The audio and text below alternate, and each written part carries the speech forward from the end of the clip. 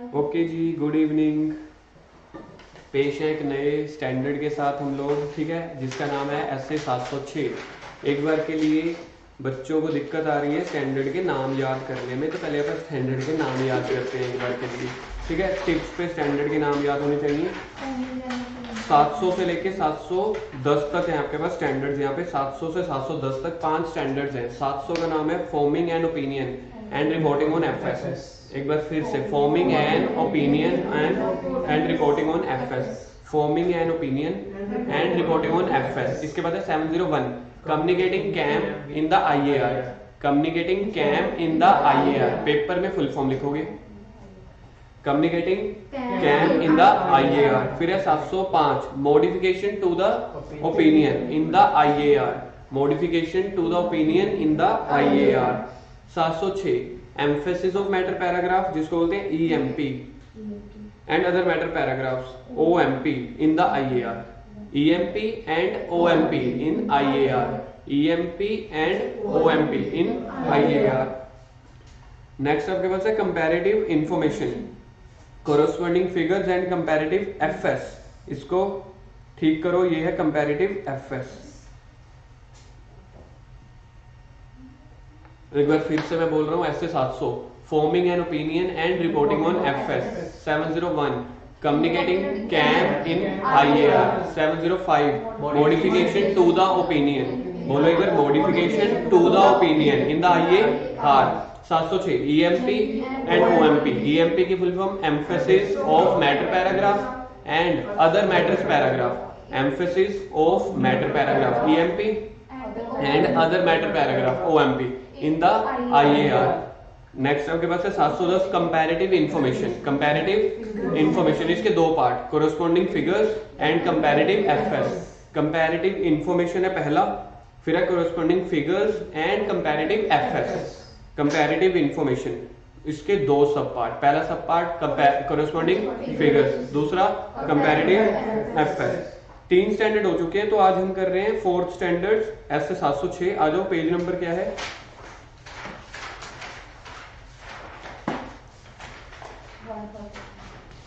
143। चलो जी, आ जाओ।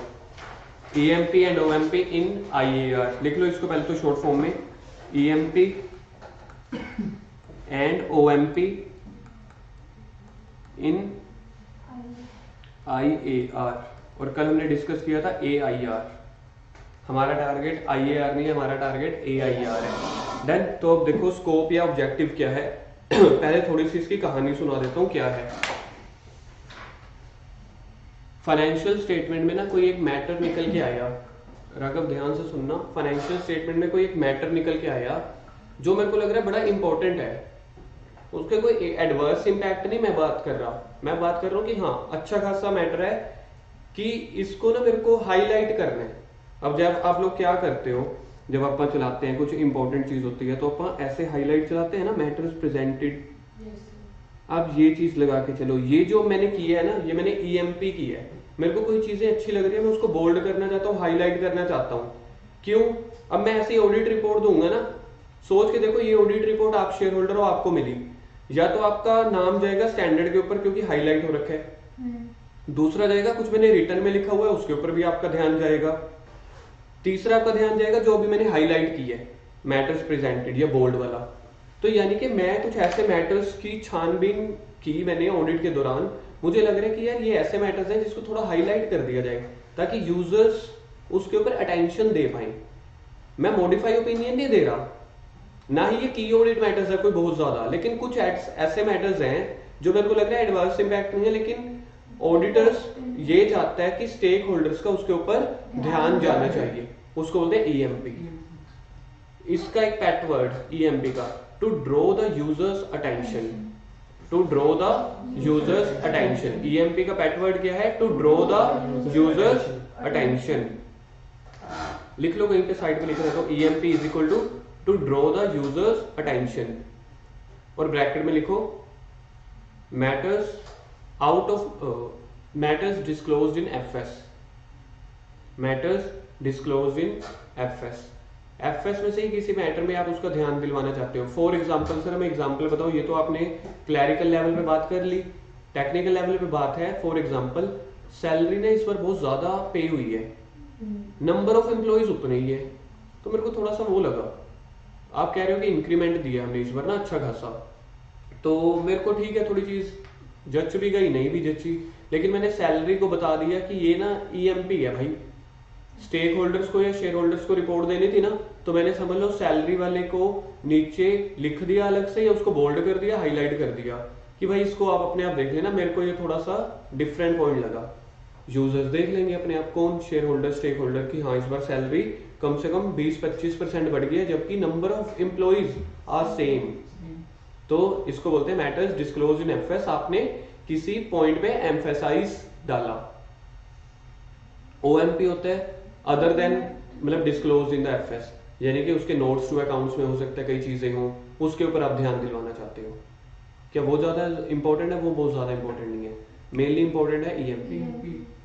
तो अब आप बात करते हैं स्कोप और ऑब्जेक्टिव, किसका, ईएमपी का या ओएमपी का? गलत, दोनों का है। स्टैंडर्ड ईएमपी नहीं है, स्टैंडर्ड ईएमपी एंड ओएमपी है। और पहला टॉपिक है scope and objective of SA. Scope and objective of SA यानी कि ईएमपी का भी ओएमपी का भी। दिस ऐसे deal with the additional communication. चलो जी, और रिपोर्टिंग। एडिशनल कम्युनिकेशन का मतलब होता है एडिशनल रिस्पॉन्सिबिलिटी, है ना।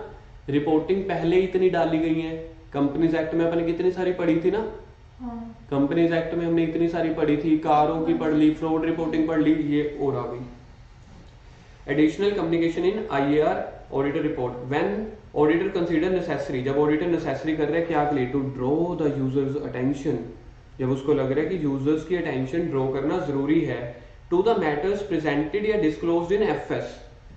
कौन से मैटर्स पे, जो प्रेजेंट या डिस्क्लोज हुए पड़े हैं एफएस में ऑलरेडी।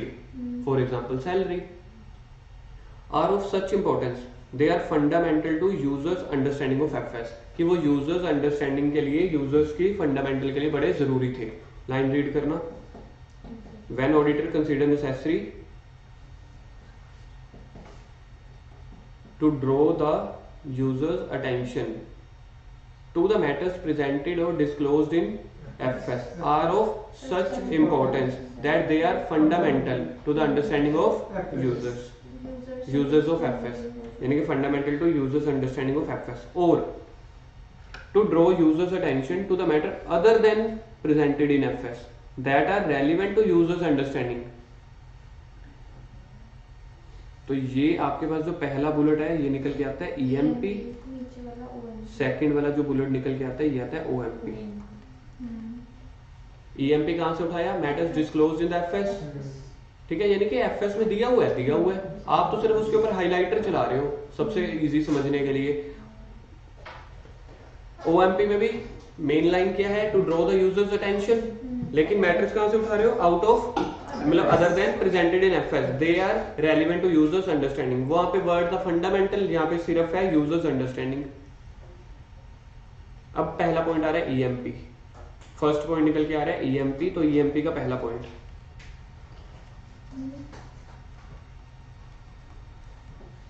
ठीक है, EMP a para included in audit report. तो यानी कि ईएमपी आपको ऑडिट रिपोर्ट में डालना है, यही तो चैप्टर चल रहा है अपना ऑडिट रिपोर्ट। चैप्टर नंबर 11 क्या है, ऑडिट रिपोर्ट ही तो चल रहा है। कह रहे हैं एक अलग पैरा और इंक्लूड कर देना, कहां पे, ऑडिट रिपोर्ट में, that refers to a matter other than those presented या disclose in FS that in the auditors judgement is of such importance they are fundamental to users understanding। आगे समझ में, तो यहाँ पे है para that includes that refers to a matter other than those presented in reference। तो ये include शाबाश, तालियां, आप लोग ठीक हो, ये सच्ची तालियां थी। ठीक करो इसको, ठीक करो इसको, ये अदर देन वाला नहीं था, तो अदर देन को कट कर दो बस।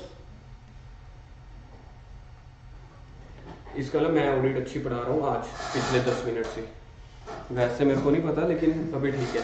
Refers to the matter those presented और डिस्क्लोज इन एफएस, राघव समझ में आ गया क्या पॉइंट था? क्योंकि अभी तो ऊपर आपने पढ़ा ईएमपी के मैटर कहां से उठाते हो, फिर से एक बार पढ़ेंगे ईएमपी की डेफिनेशन। अगर ईएमपी पेपर में पूछा जाता है तो आपको ये डेफिनेशन लिखनी पड़ेगी, लिख दो लर्न।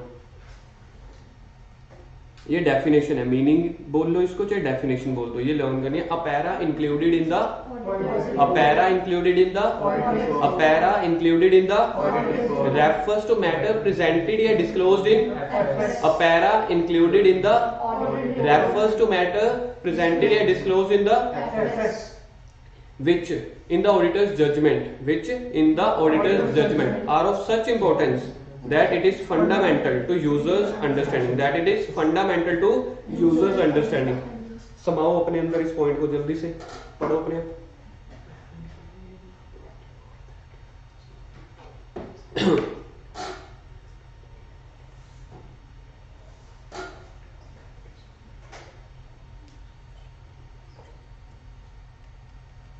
चलो आगे आ जाओ, ठीक है। एक बार फिर से मैं बोलता हूँ, para included in auditors report that matters presented and disclosed in FS which in the auditor's judgment of such importance that it is fundamental to users understanding of FS। EMP includes in audit report, ठीक है, वो तो हमें पता ही है। Auditor shall include EMP paragraph in the auditor report provided auditor would not be required to modify the opinion। इसके ऊपर true false आ चुके हैं, देखो true false exam A point के ऊपर ट्रू फॉल्स आ चुका है एग्जाम में या मॉक टेस्ट पेपर में। जब भी ये चीज मैं बोलता हूँ ना, जरूरी नहीं हमेशा एग्जाम में ही हो, आरटीपी एग्जाम या मॉक टेस्ट में कहीं ना कहीं आए होते हैं ये, तो यानी कि आईसीए के हैं तो इस बार पेपर में तो हर बार ही आ सकते हैं। फिर तो कह रहे हैं कि ये मॉडिफाई ओपिनियन नहीं है, ईएमपी हम तो स्ट्रेस डाल रहे हैं एक शब्द के ऊपर ताकि यूजर्स की अटेंशन को ड्रॉ किया जा सके। तो क्या ये मॉडिफाई ओपिनियन हो गया? नहीं। तो कह रहे हैं the auditor would not be required to modify the opinion as per SA 700 या फिर and SA 701 apply the matter has not been determined to be a key audit matter. तो कह रहे हैं अगर एसए 701 आपने लगा दी है और इस मैटर को आपने कैम नहीं बनाया तो ईएमपी बना दो। एसए 701 आपने लगा दिया तो एसए 701 में की ऑडिट मैटर थे, तो कह रहे हैं की ऑडिट मैटर अगर आपने उसको डिटरमाइन नहीं किया तो आपको ईएमपी बना दो। फिर से ऊपर वाली लाइन के साथ फ्लो में चलूंगा। Auditor shall include EMP para, कहां पे? ऑडिट रिपोर्ट में प्रोवाइडेड, बी पॉइंट पढ़ रहा हूं, provided when SA 701 applies matter has not been determined to be KAM to be communicated in audit report. तो कह रहे हैं ये ईएमपी अब तभी डालना जब आपने कैम में नहीं डाला। तो इसको हिंदी में लिखो, लिखो हिंदी में बी पॉइंट को, जब किसी पर्टिकुलर मैटर को कैम में नहीं डाला, जब किसी पर्टिकुलर मैटर को कैम में नहीं डाला तो उसको ईएमपी शो कर दो, तो उसको ईएमपी शो कर दो, यानी कि ऐसे 706 के अकॉर्डिंग तो उसको ईएमपी शो कर दो। डन। ऑडिटर के दो केस हैं, ईएमपी हमने डालने कब, वो मॉडिफाई नहीं है या फिर जब आपने उसको कैम डिटरमिन नहीं किया, लेकिन आप चाहते हो कि ये मैटर को मैं फिर भी दिखाना चाहता हूं। देखो दो केस, तीन केसेस हो सकते हैं। अगर बहुत सेंसिटिव है तो 705 मॉडिफाई की तलवार चला दो। आपको लग रहा है इतना सेंसिटिव नहीं है कि मॉडिफाई की बात है, लेकिन हाँ अच्छा खासा है, कैम 701 कैम दिखा दो। आपको लग रहा है यार कैम जितनी भी इसकी औकात नहीं है, लेकिन मैं फिर भी उनको ना बोलना चाहता हूँ। ऑडिट रिपोर्ट कागज तो बोलते नहीं है, जैसे आप लोग अपने एक्सक्यूजेस एग्जामिनर को नहीं दे पाओगे कि क्या है, तो कागज भी तो नहीं बोलेंगे ना। तो कागज के ऊपर हाईलाइटर चला दो, क्या क्या ईएमपी का, उससे यूजर को दिख जाएगा। चले आगे। When the auditor includes EMP para in the audit report, auditor shall, कह रहे हैं एक अलग से पैरा डाल देना, सेपरेट सेक्शन EMP के नाम पे, ठीक है। कहां पे डालोगे? कैम के ऊपर नीचे डाल देना। Include in the paragraph a clear reference to the matter being emphasise, कह रहे हैं क्लियर मैटर होना चाहिए, क्लियर रेफरेंस दे देना कि ये मैटर के ऊपर एम्फेसाइज डाल रहा हूं मैं। And to relevant disclosure fully describe the matter can be found in, circle करो, can be found in FS. Interlink हो गया ना, पहली लाइन में आपने बोला मैटर एफएस से उठा रहे हो, फिर आगे ईएमपी डाल रहे हो तो ईएमपी में आपने लिख दिया कि ये मैटर आपको एफएस में मिल जाएगा। द पैराग्राफ, कौन सा पैराग्राफ? ईएमपी। हाँ लिखो इसको, ये ईएमपी की बात हो रही है। Paragraph shall refer only to information presented और disclosed in the FS. True false, सुनो मेरी बात। EMP taken from the matter other than those presented in FS, true या फॉल्स? चीज समझ में आ गई ना? चलो जी आगे। इंडिकेट ऑडिटर्स ओपिनियन, साथ साथ इंडिकेट कर देना बार बार, हमारा ओपिनियन मॉडिफाई नहीं है, सिर्फ ये ईएमपी है। आई थिंक अब आपको समझ में आ गया होगा। जो आपको याद रखना है ईएमपी का, वो यही बॉक्स याद रखना है, सेकंड, फर्स्ट और सेकंड, इसी में ही है सारी कहानी। टेक्निकल पड़ाव आप पार कर चुके हो। डन। तो ईएमपी कहां पे मॉडिफाई ओपिनियन है क्या? ईएमपी ईएमपी मॉडिफाई नहीं होता। अगर आपने उसको कैम बना दिया तो ईएमपी में डालूं, फिर मत डालना। यानी कि आपने कैम डिटरमाइन नहीं किया, फिर भी आप फोकस करना चाहते हो, तो फोकस करना चाहते हो तो EMP 706 ईएमपी के अकॉर्डिंग दिखा देना। ईएमपी ऑडिट रिपोर्ट में ओपिनियन में डाल दूं, बेसिस ओपिनियन में डाल दूं, कहते नहीं, एक अलग हेडिंग बना लेना, सेक्शन में अलग हेडिंग बना लेना कि इसके ऊपर कैम के ऊपर बन जाते हैं। 700 वाली ऑडिट रिपोर्ट देखी थी हमने, 700 वाली ऑडिट रिपोर्ट पे आ जाओ पीछे, बहुत पीछे जाना पड़ेगा, चलते चले जाओ, चलते चले जाओ। 700 वाली ऑडिट रिपोर्ट में आपको ईएमपी दिखाता हूं मैं। तो सबसे पहले आपके पास आया था टाइटल, टाइटल के बाद आया था एड्रेसी, एड्रेसी के बाद आ गया था ओपिनियन, ओपिनियन के नीचे देखो बीओपी।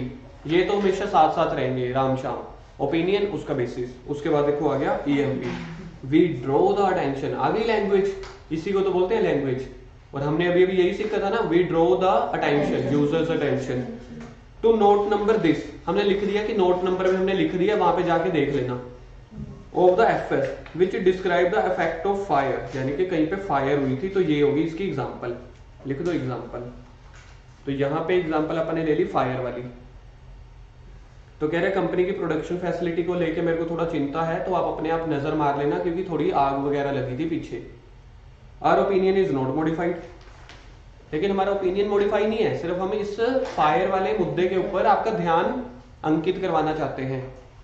ठीक है, हमने उसके ऊपर आपका ध्यान खिंचवा दिया इन दिस मैटर, लेकिन हमारा ओपिनियन क्या है? मॉडिफाई नहीं है। चलेगी आगे। तो ईएमपी कहां पे आया? केएमपी से ऊपर, कैम से ऊपर, कैम से ऊपर। अब बाकी बच गया ओएमपी, अदर मैटर पैराग्राफ, वो यहाँ पे आ जाएगा। तेरी मेरी रिस्पॉन्सिबिलिटी के बाद अदर मैटर्स नहीं थे, ऑडिटर की रिस्पॉन्सिबिलिटी के बाद आया था ना अदर मैटर्स। तो अगर अदर मैटर्स वाली बातें आएंगी तो यहाँ पे डाल देना, क्योंकि अभी अपना पैराग्राफ आया नहीं, लेकिन मैंने आपको यहाँ से बता दिया। चलो अब आगे आ जाओ। प्लेसमेंट ऑफ कैम, कैम नहीं ईएमपी। सच में ऑडिट होती है तब ये सारे स्टैंडर्ड फॉलो करते हैं? कौन सारे स्टैंडर्ड पढ़ते हैं? ऑडिटर्स जो होते हैं। स्टैंडर्ड ऑडिटर पढ़ेगा नहीं ना, ऑडिटर को जो गलतियां लगेंगी, जो भी है स्टैंडर्ड के अकॉर्डिंग करता चला जाएगा, क्योंकि वो पढ़ के ऑडिट नहीं करता, वो तो प्रैक्टिकल लाइफ में ऑडिट कर रहा है। जो उसको मुद्दा मिलेगा वो देख लेगा कि ये कौन से स्टैंडर्ड में फॉल करता है। रेलिवेंट स्टैंडर्ड जो आपके लिए एप्लीकेबल होंगे वो उसके अकॉर्डिंग ऑडिट रिपोर्ट में पॉइंट्स डाल देता है। मतलब ये सोच के हम चलते हैं कि ऑडिटर ने स्टैंडर्ड पढ़े हुए हैं।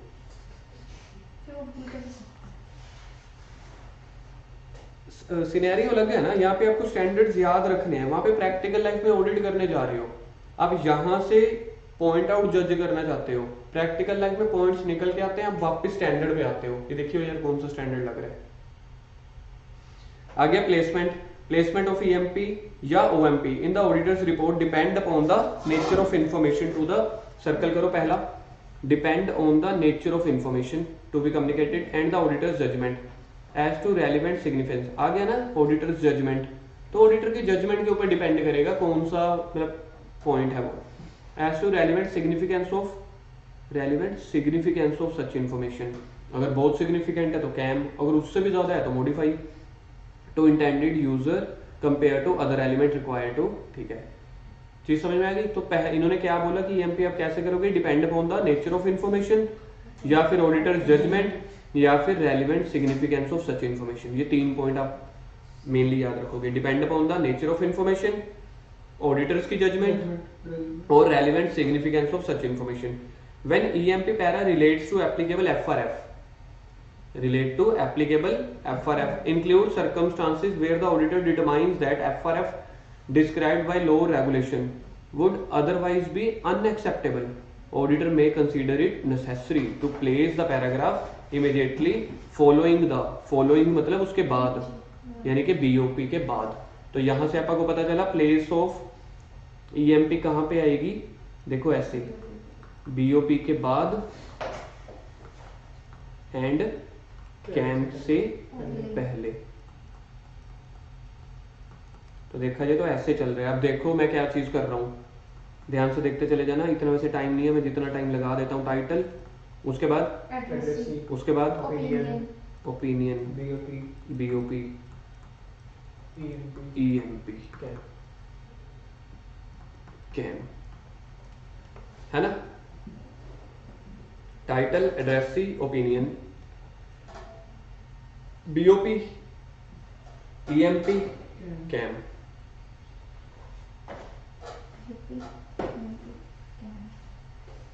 Following the basis of opinion section, ठीक है।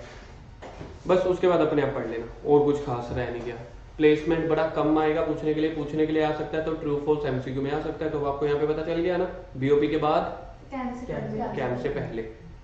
चलो जी आगे, circumstances when EMP para can be included. Point number कौन सा हो गया ये, ईएमपी का फोर्थ, ठीक है। स्कोप को छोड़ दो, ईएमपी का फोर्थ हो गया ना, वेरी इंपॉर्टेंट। अब यहाँ पे इन्होंने कुछ सिचुएशन बता दी, कह रहे ईएमपी आप डिसाइड कैसे करोगे कि ये ईएमपी है। तो इन्होंने कुछ एग्जांपल या सर्कमस्टांसेस बता दी। सर्कमस्टांसेस इसके ऊपर लिख लो, एग्जांपल्स ऑब्लिक सिचुएशंस, कोई भी वर्ड आ जाएगा पेपर में, oblique cases, examples, situations, cases, circumstances when EMP can be included in AR. कह रहे हैं an uncertainty relating to future outcome of exceptional litigation. Future outcome मतलब फ्यूचर में कोई लिटिगेशन क्लेम को लेके या रेगुलेटरी एक्शन को लेके, जैसे सेबी वगैरह ने लिए हुए हैं, वोडाफोन का केस जैसे आज हमने टैक्स में डिस्कस किया था, उसको लेके कहने का मतलब कोई केस चल रहा है, उसको लेके पैसे फ्यूचर में जा सकते हैं। तो आपको ईएमपी लग रहा है, ईएमपी लग रहा है तो डाल दो paragraph. A significant subsequent event occur between the date of FS and the date of auditors report. FS की डेट के बाद यानी कि 31 मार्च के बाद, लेकिन ऑडिट रिपोर्ट की डेट से पहले कोई सब्सिक्वेंट इवेंट निकल के आ गई, तो वो भी ईएमपी आप दे सकते हो कि भाई मेरे को नहीं विश्वास 560 में। तो 560 में देखना ईएमपी ओएमपी का पैराग्राफ आएगा एक, ध्यान से देखना। अब 560 वाला हो चुके हैं। या फिर early application of a new accounting standard. इतनी जल्दी क्या थी भाई, तो उन्होंने बोला लिफो लिफो लिफो बचपन से चल रहा है। उन्होंने बोला कल को ना हम फीफो कर देंगे, हमने पहले ही अप्लाई कर दिया, भाई वी आर अपडेटेड पर्संस, तो आप ईएमपी डाल देना। तो ये क्या थे, कुछ केसेस थे क्या, यही फिक्स है? यही फिक्स नहीं है, लेकिन आईसीए ने एग्जांपल दिए तो यही याद रख लेना। किसी लिटिगेशन को लेके आपकी अनसर्टेन फ्यूचर आउटकम्स है। फ्यूचर आउटकम का मतलब होता है आउटफ्लो, कैश आउटफ्लो, पैसा जा सकता है। सब्सिक्वेंट इवेंट हो सकते हैं एफएस की डेट के बीच और ऑडिट रिपोर्ट की डेट के बीच, या अर्ली एप्लीकेशन ऑफ स्टैंडर्ड्स हैं। Requirement in the other SAs requiring EMP paragraph. तो इन्होंने बोल दिया कि अदर एसे में भी ना ईएमपी की जरूरत पड़ती है। इसको लिखो, आपने तो समझोगे नहीं, इसको लिखो, अदर स्टैंडर्ड्स में ईएमपी देने की नौबत आ जाती है। अदर स्टैंडर्ड्स में ईएमपी देने की नौबत आ जाती है। सर मीनिंग ठीक है, हमें तो अदर स्टैंडर्ड्स बताओ, ये लिखे हुए हैं अदर स्टैंडर्ड, जैसे 210, 560 आ गया, और 800। सर 800 भी होता है? हाँ जी 800 भी होता है, 1000 भी होता है, 3000 भी होता है, 4400 भी होता है। मुबारकें आपको नहीं है, सीए फाइनल में आ जाएंगे।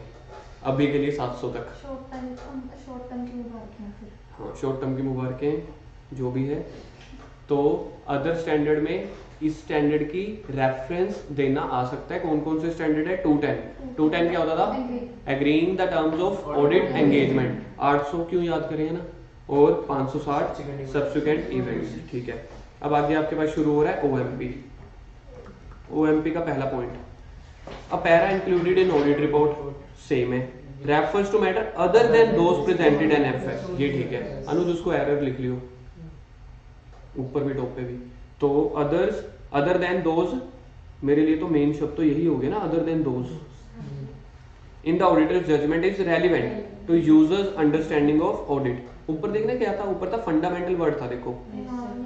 तो बस ये आपको याद रख लेना, फंडामेंटल वर्ड है तो ऊपर के लिए। सर इसका मीनिंग क्या करना है, इतना मीनिंग? फंडामेंटल जो उनके डिसीजंस को थोड़ा ज्यादा इफेक्ट करता हो, बस ये होता है टेक्निकली। तो यूजर्स अंडरस्टैंडिंग या ऑडिटर्स रिस्पॉन्सिबिलिटी और auditors report. A para included in audit report. A para included in audit report that refers to matter other than those presented or disclosed in FS, which in the auditor's judgment is relevant to users' understanding of audit, auditor's responsibility, auditor's report. एक बार फिर से खुद पढ़ो मन में.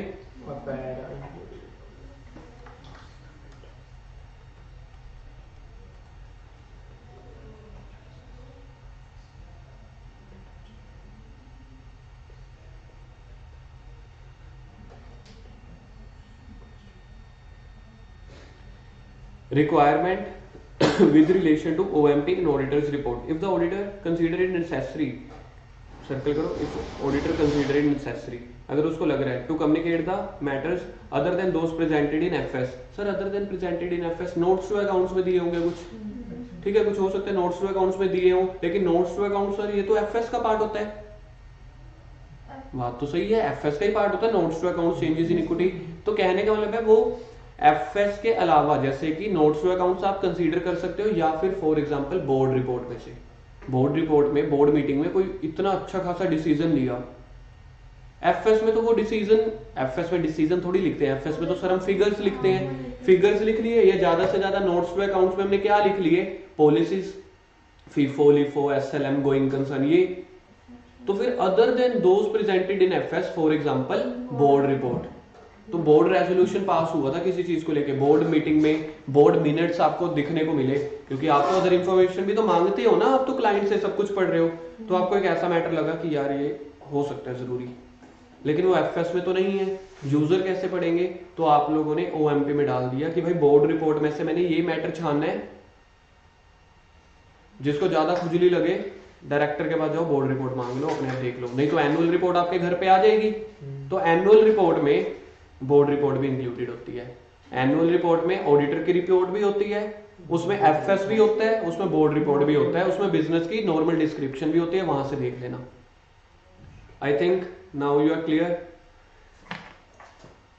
चलो कब कह रहे हैं प्रोवाइडेड, कह रहे हैं डाल देना ओएमपी, कहां पे डाल देना ओएमपी, ऑडिट रिपोर्ट में ओएमपी डाल देना प्रोवाइडेड. नोट प्रोहिबिटेड बाय एल&आर, कह रहे हैं कोई कानून बीच में ना आ रहा हो, कहीं लॉ रेगुलेशन मना कर रहा हो आपको फिर भी लगी है, या फिर ऐसे 701 applies the matter has not been determine KAM, same है. कह रहे कैम, अगर कैम बन गया भाई तो ओएमपी में क्यों सेम से मैटर दोबारा थोड़ी पढ़ेंगे. हम लोग कपिल शर्मा का एक चुटकुला दोबारा नहीं सुन सकते, तो एक पैराग्राफ आप दोबारा कैसे सुनेंगे, है ना. तो इसलिए कह रहे हैं जो कैम में बन गया उसको ओएमपी में नहीं डालना, या फिर नॉट प्रोहिबिटेड बाय एल&आर, ठीक है.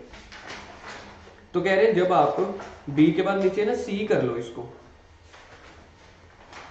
when the auditor includes another matter paragraph यानी कि OMP in the auditor report, auditor shall include the paragraph in separate section, circle कर लो separate section OMP, OMP नहीं मतलब other matters, क्योंकि ये अदर मैटर पैराग्राफ है ना, तो वो पैराग्राफ को सिर्फ वो कर रहे हैं, समझ गए ना. यहाँ पे इंग्लिश वोकैबुलरी थोड़ी शुरू हो गई. अदर मैटर्स अभी अपन ने सीख लिया था, तेरी मेरी रिस्पॉन्सिबिलिटी के नीचे था, ऑडिटर की रिस्पॉन्सिबिलिटी के नीचे था. प्लेसमेंट की ऑडिट मैटर आप ढूंढ लो कहाँ पे है, प्लेसमेंट कंसीडर नेसेसरी ऐड कर देना, ठीक है. स्कोप इंडिविजुअल मैटर डिस्क्राइब्ड, ठीक है.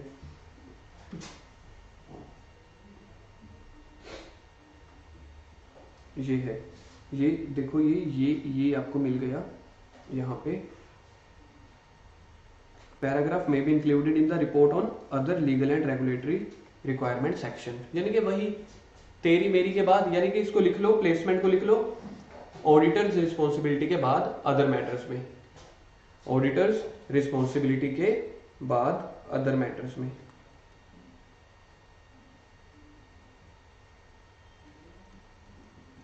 आफ्टर मेरी रिस्पॉन्सिबिलिटी, है ना. मेरी रिस्पॉन्सिबिलिटी मतलब कि ऑडिटर की रिस्पॉन्सिबिलिटी के बाद, सीधा इन्होंने बता ही दिया, बस बाकी खत्म. कम्युनिकेट कर देना, TCWG को कर देंगे जी. क्वेश्चन आया हुआ है EMP बताओ, सर्कमस्टांसेस बताओ. सर्कमस्टांसेस में पहला था एक्सेप्शनल लिटिगेशन की आपकी आउटकम्स हो सकती हैं, पॉइंट नंबर 2 सब्सिक्वेंट इवेंट में हो सकता है. तीसरा बताओ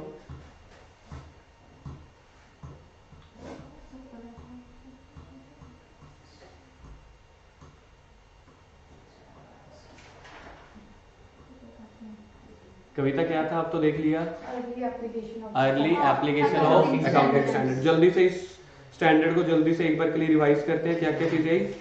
मैं यहाँ पे क्रक्स बता रहा हूँ, ठीक है। ईएमपी आपके पास आया कि to draw the users attention, ठीक है। मैटर्स कहाँ से लिए, प्रेजेंटेड या डिस्क्लोज्ड इन द एफएस, जो यूजर्स की फंडामेंटल यानी कि फंडामेंटल अंडरस्टैंडिंग के लिए जरूरी थे।